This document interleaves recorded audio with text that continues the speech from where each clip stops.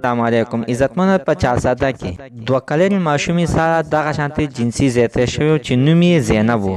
هغې په هره باندې موږ ډېر زیاتې ویډیوګانې سازي کړې وې. بیا خپلو مینوالو دغه غوښتنه کړې ده چې د هغې په باره کې موږ ته نوي معلومات راکړي چې د هغې د قاتلانو څه چل وشو او څه کار ورسره کېږي. عزتمنو چې د دې نه دغه شانتې په مخکیني ویډیو کې موږ تاسو ته ویلي وو چې د زینب مور او پلار هغه قاتل معاف کړی و. په دې ویډیو کې زه تاسو ته اوس ټول معلومات درکوم. زینب د مور او پلار یعنې په زړه باندې ساره باندې چې دغه قاتل سره هغه شانتي کار وشي. زموږ دا ویډیو د تر اخره پورې وګورئ او د دې ویډیو نه مخکې زه تاسو ته دا یادګینه وکړم تاسو که چېرې زموږ په دې چینل کې نوي وئ حتما داسې زموږ همدا چینل د سره سبسکرایب کړئ. خوا کې ورسره د ټلې نشان ووهئ چې ښایي یوه نوي معلوماتي ویډیو تاسو ته په اسانۍ باندې در ورسیږي. عزتمنو څه موده مخکې په چارسده کې 2 کلنې ماشومې سره جنسي زیاتی شوی و. هغې په الزام کې لال احمد خلک ګرفتار شوی و چې هغه سړي عمر 35 سالې ښودلو. هغه تر اوسه پورې واده نه و کړی.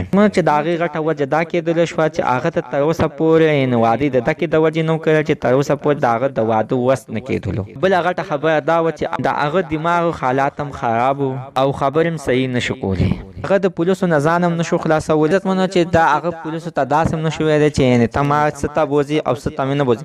په خندا او په خوشحالۍ پولیسو سره لاړلو تانې ته چې هلته یې کیسټ هم کې چې جیل ته یې دننه کړو نو ورته ویلې یعنې تاسو زه اخر څه دپاره دلته کې راوستلم. پولیسو خپلو کې فیصله وکړه چې دا کس خو یعنې موږ ته بېګناه لګي ځکه چې دا موږ سره په لار باندې خبرې او اترې مو نه کړې او چې دلته کوم دننه کړو نو وایي چې تاسو هم زه اخر څه ته راوستلم. خو دوی بیا هم د شک په بنیاد باندې دا ځان سره ساتلی او لال احمد کله بیا د لال احمد د مور بیان راغلو چې زما زوی خو بېګناه دی.